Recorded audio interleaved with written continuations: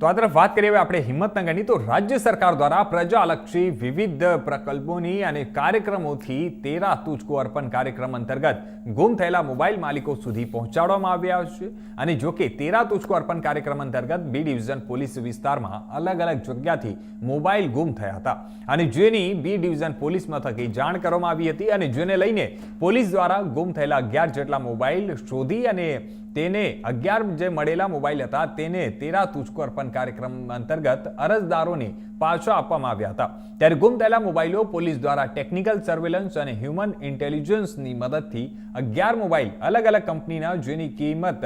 જણાવી હતી કે 2,03,000 શોધી લઈ અને મૂળ માલિકોને પરત આપવામાં આવ્યા છે.